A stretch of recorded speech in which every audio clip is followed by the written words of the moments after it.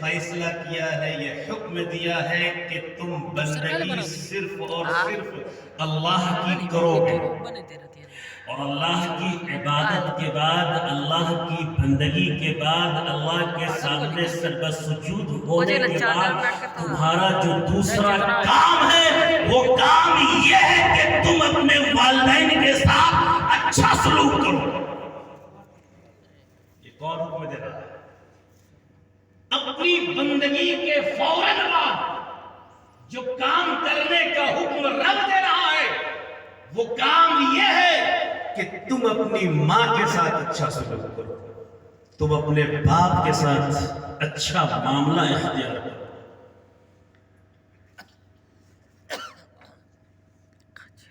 ماں کے بچھڑ جانے کے بعد جنت کہاں ملے گی؟ ماں ہے، بیٹا خدمت کر رہا ہے، بیٹے کو جنت مل رہی ہے۔ ایک شخص کھڑا ہوتا ہے آقا علیہ السلام کی بارگاہ میں، کہتا ہے یا رسول اللہ، میں نے منت مانگی تھی کہ جب مکہ فتح ہوگا، جب مکے میں مسلمان فتح یاب ہو جائیں گے اور آپ فاتحانہ پیش قدمی کے ساتھ اس شہر میں داخل ہوں گے جس شہر کے لوگوں نے آپ کے ساتھ ظلم کیا تھا اور آپ کو اپنے مادر وطن سے نکلنے پر مجبور کیا تھا، جب وہ شہر فتح ہو جائے گا تو میں جاؤں گا اور خانہ کعبہ کی چوکھٹ کو چوموں گا، لیکن میرے پاس مدینے سے مکہ جانے کے لیے سواری نہیں ہے، میرے پاس کرایہ بھی نہیں ہے، میرے پاس وسائل نہیں ہے، میں اس منت کو کیسے پورا کروں؟ آقا فرماتے ہیں گھبرانے کی ضرورت نہیں ہے، تم اپنے گھر جاؤ، ماں کے قدموں کو چوم لو، تمہاری منت پوری ہو جائے گی۔ سبحان اللہ۔ جنت کعبے کی چوکھٹ کو چومنے کی منت تو نوجوان نے مانگ رکھا ہے، کعبے کی چوکھٹ چوم نہیں پا رہا ہے۔ آقا فرما رہے ہیں کعبے کی چوکھٹ، وہاں جانا تمہارے لیے ناممکن ہے، کعبے کی چوکھٹ چومنے کی ضرورت نہیں ہے، تمہارے گھر میں تمہاری ماں ہے، تم ماں کے قدموں کو چوم لو، تمہاری منت پوری ہو جائے گی۔ کتنا بڑا مقام ہے، کہاں کعبہ کی چوکھٹ، کہاں ماں کے قدم۔ آج ہمارے پاس ماؤں کے رہتے ہوئے ہم ان پر توجہ نہیں دیتے، ہم ان کی خدمت نہیں کرتے، ہم ان سے لڑتے ہیں، ناراضگی کا اظہار کرتے ہیں، نہ جانے کیسے کیسے سلوک آج ماؤں کے ساتھ کیے جا رہے ہیں۔ تمہارا پیغمبر مسجد نبوی میں ممبر پر بیٹھ کر، کرسی پر بیٹھ کر صحابہ کرام کے درمیان محو گفتگو ہے، تقریر کر رہا ہے، خطاب فرما رہا ہے۔ ایک صحابی آتا ہے، یا رسول اللہ، ایک بوڑھی عورت آئی ہے جو آپ سے ملنا چاہتی ہے۔ آقا فرماتے ہیں اس بوڑھی ماں کو آنے دو، سبحان اللہ، اس بوڑھی ماں کو آنے دو۔ آقا منبر پر بیٹھ کر خطاب کر رہے ہیں، جیسے ہی وہ بوڑھی ماں مسجد نبوی میں داخل ہوتی ہے، پیغمبر اسلام اپنی کرسی سے کھڑے ہو جاتے ہیں، استقبال کے لیے منبر سے اٹھتے ہیں، لپکتے ہیں، بوڑھی ماں کو گلے لگاتے ہیں۔ اس منظر کو دیکھ کر تمام صحابہ کرام حیران ہیں، یا رسول اللہ، یا رسول اللہ، میرے ماں باپ آپ پر قربان، یہ بوڑھی ماں ہے کون؟ میرے آقا فرماتے ہیں میرے پیارے صحابہ، یہ میری ماں حلیمہ ہے جس کا دودھ تمہارے پیغمبر نے پیا ہے۔ کیا عظمت ہے ماں، کیا اہمیت ہے ماں کی۔ وہ عورت جس کا دودھ تمہارے پیغمبر نے پیا ہے، وہ آئی تمہارا پیغمبر اس کے استقبال میں کھڑا ہو گیا ہے، اور صرف کھڑا نہیں ہوا ہے، محدثین کہہ رہے ہیں، روایت موجود ہے کہ پیغمبر اسلام اپنی کملی کو گلے سے نکالتے ہیں، فرش پہ بچھاتے ہیں اور کہتے ہیں میری ماں آپ اس پر بیٹھ جائیں۔ کس قدر تعظیم کر رہے ہیں،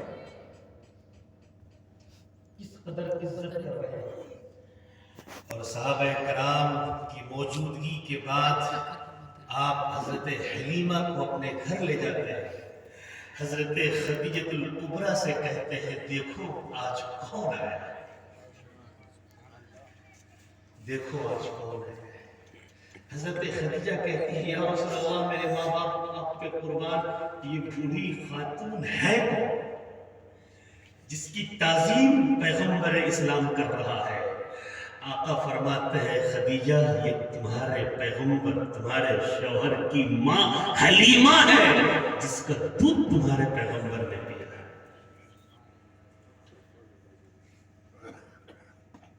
مورخین کہتے ہیں کہ حضرت خدیجہ الکبریٰ کئی اونٹوں پر تحفے تحائف لاد دیتی ہیں اور حضرت حلیمہ کی خدمت میں پیش کرتی ہیں۔ آج تحفے گھر میں لائے جا رہے ہیں، بازاروں سے لائے جا رہے ہیں، بیویوں کا ڈیمانڈ پورا کیا جا رہا ہے، لیکن بوڑھی ماں حسرت بھری نگاہوں سے اپنے بیٹوں کو دیکھتی ہے کہ کیا میرا بیٹا بازار سے میرے لیے بھی کچھ لایا ہے۔ ماں کبھی ڈیمانڈ نہیں کرتی، کبھی اظہار نہیں کرتی۔ آپ چاہے ایک لمبے سفر سے لوٹ کر گھر آئے، بچے آپ سے مانگیں گے، آپ کی بیوی مانگے گی، آپ کی بہن آپ سے مطالبہ کرے گی، آپ کے رشتہ دار آپ سے تحفے مانگیں گے، لیکن جو کوئی نہیں مانگنے والا ہے وہ ماں ہے۔ ماں تو خوش ہے کہ میرا لخت جگر لوٹ آیا ہے، ماں تو خوش ہے کہ میرا لال صحیح سلامت آ گیا ہے۔ یہ ماں کی ممتا ہے۔ ماں کی ممتا بے لوث ہوتی ہے۔ ماں کی عظمت کا اندازہ اگر آپ لگانا چاہتے ہیں تو سنیں، فتح مکہ کے بعد ایک بڑی جنگ ہوئی جسے جنگ حنین کہا جاتا ہے۔ جب مکہ فتح ہو گیا تو طائف کے دو قبیلے تھے، ایک قبیلہ ثقیف اور ایک قبیلہ بنو ہاشم۔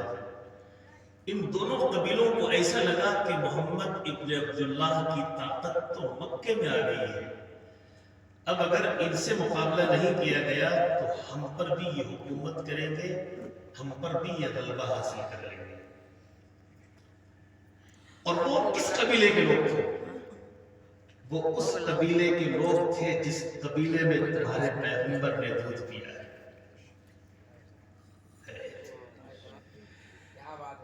جنگ ہوئی، مسلمان جب مکے سے نکلے حنین کے میدان میں تو مسلمانوں کے پاس جو لشکر تھا وہ 12,000 کا تھا۔ مسلمان اپنی تعداد پر فخر کر رہے تھے، اپنی تعداد پر ناز کر رہے تھے، کبر کر رہے تھے۔ اور یاد رکھیے اللہ کو سب کچھ پسند ہے، دو چیز پسند نہیں ہے، ایک شرک پسند نہیں ہے اور ایک کبر پسند نہیں ہے۔ قرن اول کے مسلمان تھے، وہ صحابی تھے، لیکن انہوں نے فخر کر لیا اپنی تعداد پر۔ اور ایک وقت ایسا آیا جنگ حنین میں کہ مسلمانوں کے حوصلے اکھڑ گئے، ایسا لگ رہا تھا کہ مسلمان پسپائی اختیار کر لیں گے، مسلمانوں کو شکست ہو جائے گی، لیکن آقا علیہ السلام ڈٹ گئے۔ اور وہ جو پسپائی اختیار کرنے والے تھے وہ کون لوگ تھے؟ وہ انصار اور مہاجرین کے لوگ نہیں تھے، وہ لوگ تھے جو مکہ فتح ہوا تھا اور نئے نئے مسلمان ہوئے تھے، اور کچھ وہ لوگ تھے جو مسلمان نہیں ہوئے تھے لیکن مکے میں رہ رہے تھے اور مسلمانوں کا ساتھ دینے کے لیے جنگ میں شریک ہو گئے تھے۔ لیکن جب جنگ ہوتی ہے اور بڑی تعداد جب بھاگتی ہے تو وہ تعداد جو لڑنے والی ہے اس کی بھی ہوا اکھڑ جاتی ہے۔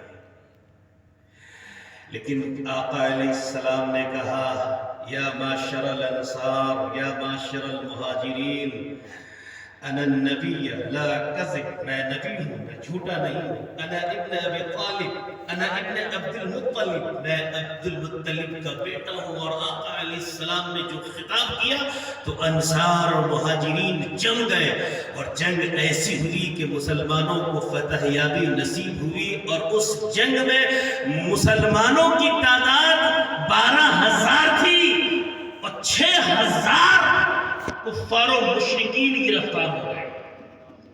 6,000 دشمنوں کو مسلمانوں نے گرفتار کیا، اور جو سارے قیدی تھے وہ حضرت حلیمہ سعدیہ کے قبیلے کے لوگ تھے۔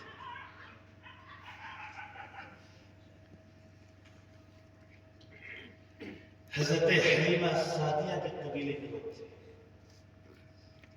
سارے قیدی بنائے ہوئے ہیں، 6,000 لوگ قیدی ہیں، اور اس پورے قبیلے میں بے چینی ہے۔ قبیلے کے لوگ کہتے ہیں حضرت حلیمہ کی بیٹی سے، اس بیٹی سے جس کے ساتھ پیغمبر اسلام نے حضرت حلیمہ کا دودھ پیا تھا، اس خاتون سے قبیلے کے لوگ سفارش کروا رہے ہیں کہ اے شیمہ بنت حلیمہ، محمد تو تمہارا بھائی ہے، تم جاؤ اپنے بھائی سے کہلا کر، اپنے بھائی سے کہہ کر ہمارے جو 6,000 نوجوان ہیں جو گرفتار ہیں انہیں چھڑا کر لے۔ مسلمانوں، پوری جنگی تاریخ اس دنیا کی یہ کہتی ہے کہ دنیا کا کوئی بھی جرنیل، دنیا کا کوئی بھی سپاہ سالار جب وہ جیت جاتا ہے تو وہ جنگی قیدیوں کو رہا نہیں کرتا ہے۔ یہ تو متمدن دور آ گیا، اور اس دور میں جو جنگی قیدیوں کو رہائی مل رہی ہے وہ میرے مصطفیٰ کے صدقے مل رہی ہے۔ تاریخ اسلام سے پہلے کی تاریخ پڑھ لو، جنگی قیدیوں کو یا تو غلام بنا لیا جاتا تھا یا اسے قتل کر دیا جاتا تھا۔ تاریخ کہہ رہی ہے کہ پوری انسانی تاریخ میں صرف محمد ابن عبداللہ ایسے جرنیل ہیں، ایسے سپاہ سالار ہیں کہ ایک خاتون کے کہنے پر بیک وقت 6,000 جنگی قیدیوں کو آزادی کا پروانہ دے رہے ہیں۔ یہ صرف اس لیے کہ پیغمبر نے اس قبیلے کی ایک خاتون کا دودھ پیا ہے، اس خاتون کا نام حضرت حلیمہ ہے، ماں کی عظمت ہے۔ آج بھائی بھائی خون کا پیاسا ہے، آج ایک بھائی دوسرے بھائی کے قتل پر آمادہ ہے۔ ماں باپ کے مرنے کے بعد گھروں میں کیا حالات ہوتے ہیں وہ گاؤں اور شہروں میں یکساں ہے۔ وہ حالات وہ ہم سب پر واقف ہیں، اس واقعات سے یا اس حالات سے ہم سب واقف ہیں۔ اس لیے ماں کی عزت کیجیے۔ ماں کی عزت و احترام کی وجہ سے ایک ایسی شخصیت اس امت میں ہے جن کے لیے آقا علیہ السلام نے فرمایا کہ میں سب سے زیادہ محبت اس شخص سے کرتا ہوں، اس لیے کہ وہ شخص سب سے زیادہ محبت اپنی ماں سے کرتا ہے۔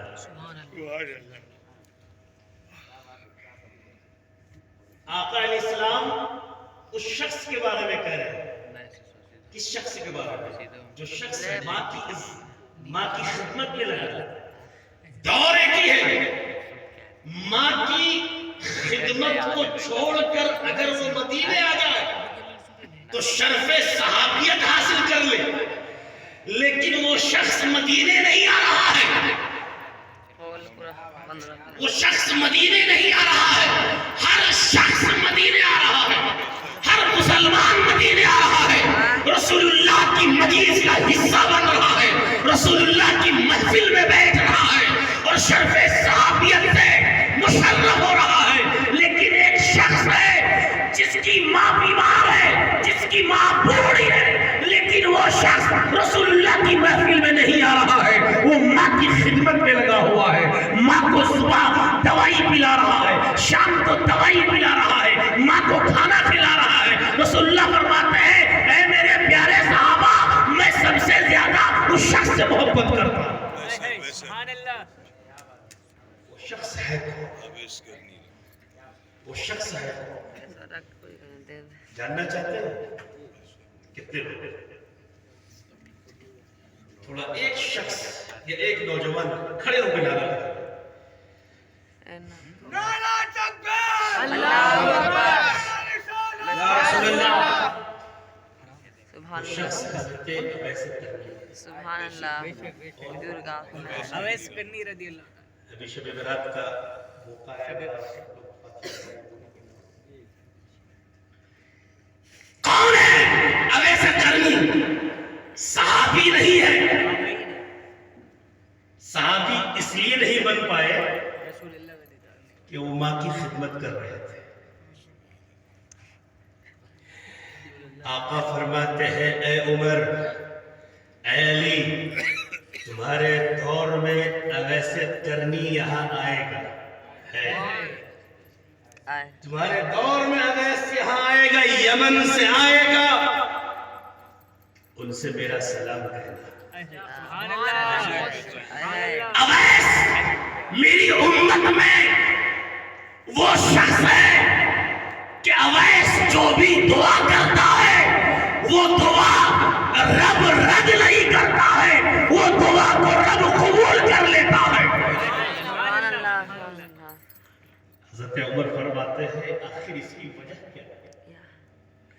آقا فرماتے ہیں وہ ماں کی خدمت کرتا ہے۔ سبحان اللہ۔ ماں کی خدمت کرنے کی وجہ سے یہ مقام حاصل ہو جائے کہ رب دعا قبول کرتا ہے۔ حضرت عمر کا جب دور آیا 10 سال تک حضرت عمر خلیفہ رہے، ہر سال حج کے موقع پر حضرت عمر اویس کرنی کو ڈھونڈتے ہیں۔ اویس کرنی ملاقات نہیں ہو پا رہی، لیکن آخری حج میں حضرت عمر کی خلافت کا جو آخری سال ہے، اس سال حضرت عمر طائف کے میدان میں جاتے ہیں جہاں تمام حاجی خیمہ زن ہیں۔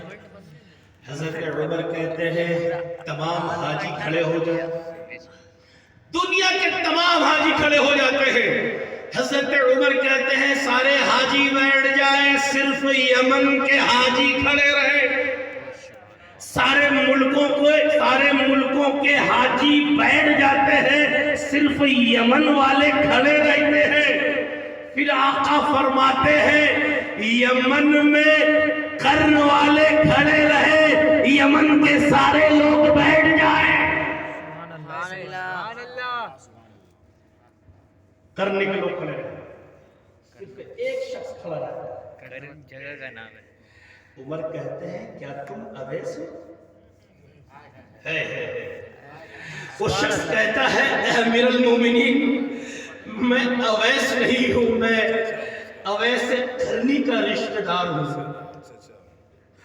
عمر کہتے ہیں پھر اویس کہاں گیا؟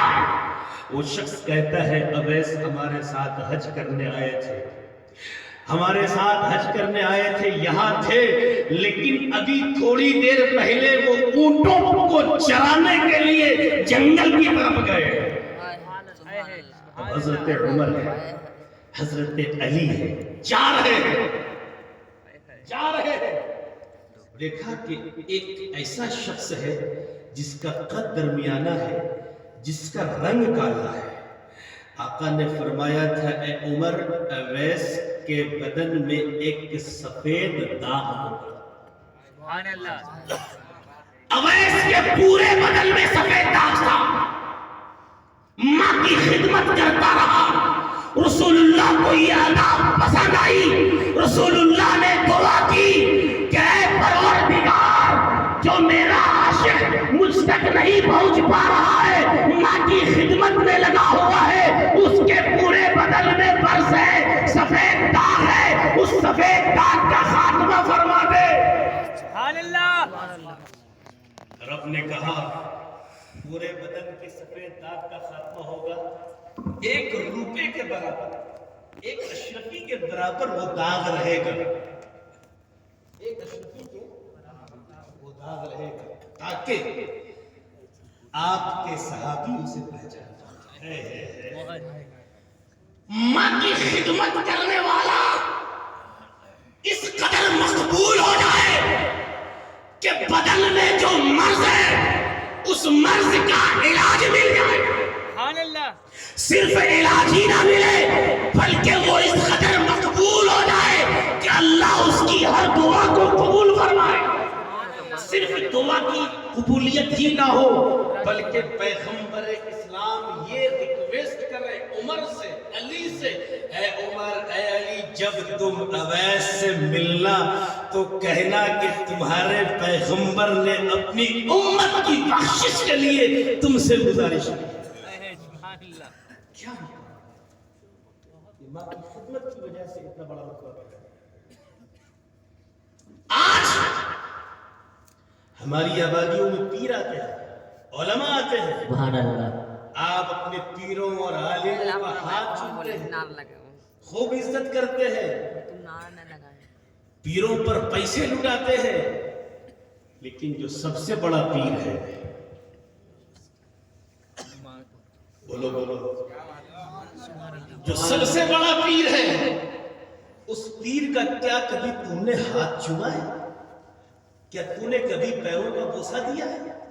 وہ پیر جو سب سے بڑا ہے وہ تمہاری ماں ہے. بے شک بے شک. وہ پیر جو سب سے بڑا ہے وہ تمہارا باپ ہے. باپ ناراض ہے، ماں ناراض ہے، اور یہ نوجوان پیروں کو خوش کرنے کے لیے لفافے دے رہے ہیں. سبحان اللہ. ماں ناراض ہے اور جنت مسجدوں میں ڈھونڈی جا رہی ہے. ماں ناراض ہے اور جنت خانقاہوں میں ڈھونڈی جا رہی ہے. ماں ناراض ہے، جنت مدرسوں میں ڈھونڈی جا رہی ہے. ماں باپ ناراض ہے اور جنت کعبے میں جا کر عمرے اور حج کے طفیل جنت ڈھونڈی جا رہی ہے. سبحان اللہ. ماں اگر ناراض ہے، یاد رکھیے، ماں اگر ناراض ہے، باپ اگر ناراض ہے، تیری نماز قبول نہیں، تیرا روزہ مقبول نہیں، تیرا حج قبول نہیں، تیرا صدقہ قبول نہیں. ماں اگر خوش ہے، والدین اگر راضی ہے تو رب راضی ہے. والدین کی رضا میں رب کی رضا شامل ہے، والدین کی ناراضگی میں رب کی ناراضگی شامل ہے. کل قیامت کے میدان میں جب لوگ جنت میں داخل ہو رہے ہوں گے، انبیاء جا رہے ہوں گے، اصفیاء جا رہے ہوں گے، صلحاء جا رہے ہوں گے، اصحاب پیغمبر جا رہے ہوں گے، اولیاء جا رہے ہوں گے، نیکوکار جا رہے ہوں گے، صدقہ و خیرات کرنے والے جا رہے ہوں گے.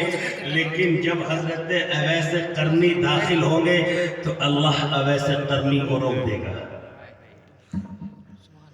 سبحان انٹری نہیں ملی. اللہ. اویس کرنی کو روک دیا جائے گا. اویس قرنی کہے گا، اے میرے پالنہار، سبحان اللہ. اے میرے مولا، آخر مجھ سے کیا خطا ہوئی ہے؟ آخر مجھ سے کیا غلطی ہوئی ہے؟ میں نے کون سا گناہ کر دیا ہے؟ رب کہے گا، اے میرے محبوب کے محبوب. سبحان اللہ. بولو بولو بولو. سبحان اللہ.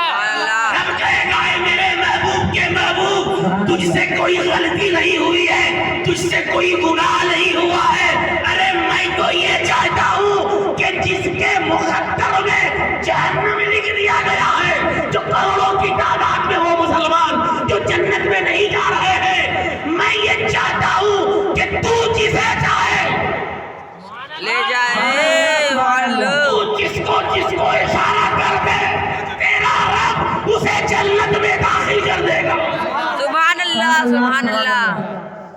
حق ہے تو جس کو چاہے، یہ جو کروڑوں لاکھوں کھڑے ہیں جن کے مقدر میں جہنم لکھ دیا گیا ہے، راجہ ٹھیک میں چاہتا ہوں کہ تو اپنی انگلیوں سے اشارہ کر دے، اے میرے پالنہار، اے میرے خالق کائنات، ان سب کو جنت میں داخل کر دے۔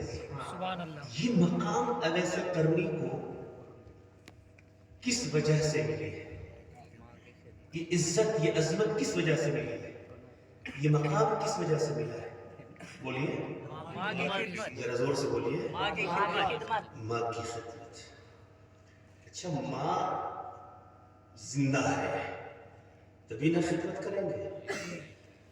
تو ماں اگر بچھڑ گئی، میری ماں بھی بچھڑ گئی، ڈاکٹر امین صاحب کی ماں بھی بچھڑ گئی، تو اب ماں کی خدمت کیسے ہوگی؟ کوئی راستہ ہے؟ کوئی طریقہ ہے؟ اصالہ ثواب۔ آقا نے فرمایا 3 عمل ایسے ہیں۔ کتنے؟ 3 عمل۔ بولیے زور سے۔ 3 اعمال ایسے ہیں، انسان جب مر جاتا ہے تو سارے اعمال منقطع کر دیے جاتے ہیں سوائے 3 عمل کے۔ پہلا تو ہے صدقہ جاریہ، صدقۃ جاریہ۔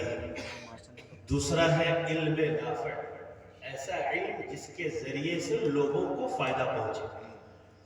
اور تیسرا ہے نیک صالح اولاد۔ مرنے والے نے اگر ان 3 چیزوں کو چھوڑا ہے تو مرنے کے بعد بھی یہ عمل ختم نہیں ہوتے، مرنے کے بعد بھی یہ عمل جاری رہتے ہیں۔ نیک صالح اولاد ہے تو ماں کے بچھڑنے کے بعد بھی خدمت جاری رہے گی۔ سبحان اللہ، سبحان اللہ۔ اب خدمت کا طریقہ بدل جائے گا۔ اب جو دلجوئی، جو خدمت ڈاکٹر امین صاحب اپنی ماں سے کر رہے تھے، اب وہ خدمت، وہ دلجوئی ماں کے رشتہ داروں سے یہ کریں گے۔ اب وہ خدمت، وہ دلجوئی ماں کے رشتہ داروں سے کریں گے۔ ماں جس گھر میں رہ رہی تھی اس گھر کے دیگر افراد سے کریں گے، ماں جس گھر میں رہ رہی تھی اس گھر کے پڑوسیوں سے کریں گے۔ سبحان اللہ۔ اس لیے نیک صالح اولاد چھوڑ کر جاؤ، مرنا تو سب۔ ہماری کوششیں بینک بیلنس بنانے کی ہوتی ہے، ہماری کوششیں شاندار عمارت بنانے کی ہوتی ہے، ہماری کوششیں خوب زمین و جائیداد خریدنے کی ہوتی ہے، سبحان اللہ، سبحان اللہ۔ لیکن ہماری کوششیں یہ نہیں ہوتی کہ ہماری جو نسلیں ہیں، ہماری جو اولادیں ہیں، وہ اولادیں پاکیزہ ہو جائیں، وہ اولادیں صالح بن جائیں۔ سبحان اللہ۔ صالح اولادوں کی فکر کیجئے، صالح اولادوں کی تربیت کیجئے۔ قسم خدا کی، مرنے کے بعد بھی یہ سرمایہ تمہیں فیضیاب کرتا رہے گا۔ سبحان اللہ، سبحان اللہ۔ ایک واقعہ اور بیان کر دوں، اس کے بعد گزر جاؤں گا۔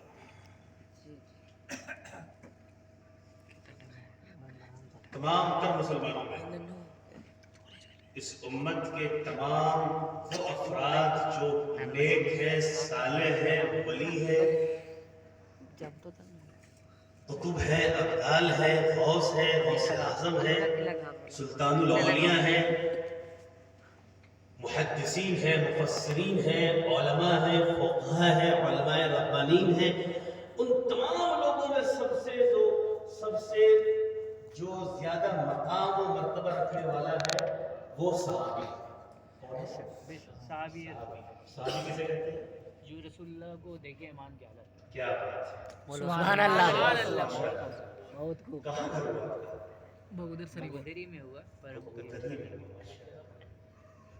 جو ایمان کی حالت میں ہے، سبحان اللہ، رسول اللہ کی زیارت ہے، خاتمہ بالخیر، جو رسول اللہ کی زیارت کرے اور اس کا خاتمہ بھی خیر پر ہو، تو وہ کون ہے؟ صحابی۔ اگر کوئی ایسا صحابی صحابی جو ابھی مسلمان ہوا ہو اللہ کے رسول کی بارگاہ میں اور اس نے نماز بھی نہ پڑھی ہو، روزہ بھی نہ رکھا ہو، حج بھی نہ کیا ہو، قرآن کی تلاوت بھی نہ کیا ہو، صدقہ و خیرات بھی نہ کیا ہو، اور اس کی جان چلی گئی ہو، ایسا صحابی بھی غوث اعظم سے مقام و مرتبے میں بڑھا ہے۔ بے شک بے شک ایسا صحابی بھی تمام اولیاء، اصفیاء، صلحاء، علماء سے بڑھ کر مقام رکھتا ہے۔ لیکن حضرت اویس قرنی صحابی ہے یا تابعی؟ تابعین۔ تابعی۔ علامہ الرضا صاحب توجہ جاؤ، کیا ہے؟ تابعین۔ تابعی۔ ہاں بھائی ایک صحابی ہے جاکنی کے عالم میں بستر مرگ پر پڑے ہوئے، گھر کے لوگ، محلے کے لوگ، رشتہ دار، عزیز ان کے ساتھ اٹھنے بیٹھنے والے انہیں تلقین کر رہے ہیں کلمہ طیبہ پڑھنے کی۔ کلمہ زبان پر جاری نہیں ہو رہا، موت بھی نہیں آ رہی ہے اور کلمہ بھی جاری نہیں ہو رہا۔ اس کی بیوہ، اس کی بیوی پریشان ہوتی ہے، اس کی بیوی پریشان ہوتی ہے۔ اس پریشانی کے عالم میں آقا کی بارگاہ میں جاتی ہے، یا رسول اللہ، آپ کی مجلس میں بیٹھنے والا، آپ کے پیچھے نماز پڑھنے والا، آپ کا صحابی مرض الموت میں مبتلا ہے، جو میرا شوہر ہے، جاکنی کا عالم ہے، موت نہیں آ رہی ہے، کلمہ بھی زبان سے جاری نہیں ہو رہا۔ گیس کون چھوڑ رہا ہے؟ جانتے ہیں کیا ہے پیغمبر کا مطلب، کیا ہے نبی کا مطلب؟ غیب کی خبر جاننے والا۔ آپ نے کہا القمہ کی ماں ہے، لوگوں نے کہا یا رسول اللہ القمہ کی ماں ہے، تو جو صحابی ہے جو مرض الموت میں مبتلا ہے ان کا نام کیا ہے؟ حضرت القمہ۔ کیا نام ہے؟